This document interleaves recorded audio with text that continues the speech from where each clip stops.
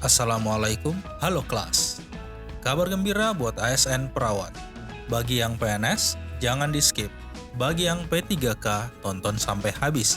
Dan bagi lulusan perawat yang ingin jadi ASN, simak baik-baik. Dan yang terpenting, pastikan kalian sudah subscribe dan aktifkan notifikasi untuk mendukung channel ini.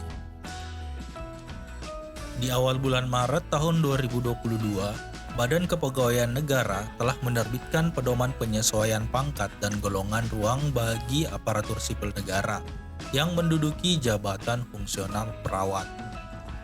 Perubahan itu diterbitkan melalui Surat Edaran Kepala BKN Nomor 4 Tahun 2022, tanggal 4 Maret tahun 2022 berdasarkan Peraturan Kemenpan RB Nomor 35 Tahun 2019.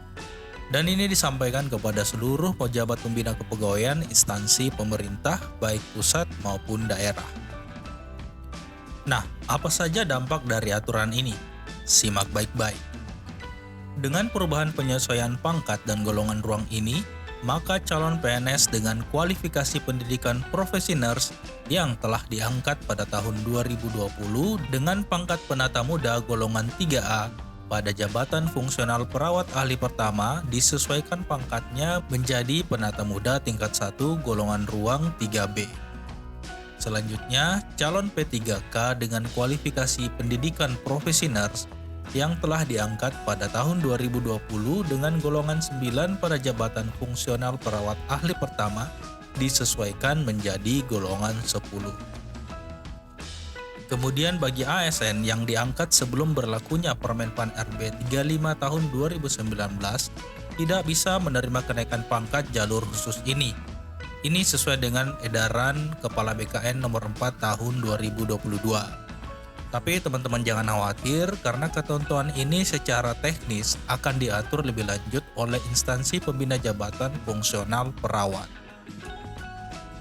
Untuk persyaratan penyesuaian golongan fungsional PNS dan P3K, ada 3 syarat yang harus dipenuhi. Nah, yang pertama adalah minimal sarjana keperawatan S1 dan telah menyelesaikan pendidikan profesi nurse. Yang kedua, telah diangkat pada tahun 2020 dan setelahnya dengan pangkat penata muda golongan 3A pada jabatan fungsional perawat ahli pertama. Yang ketiga, calon P3K dengan kualifikasi pendidikan profesi nurse yang telah diangkat pada tahun 2020 dan setelahnya dengan golongan 9 pada jabatan fungsional perawat ahli pertama.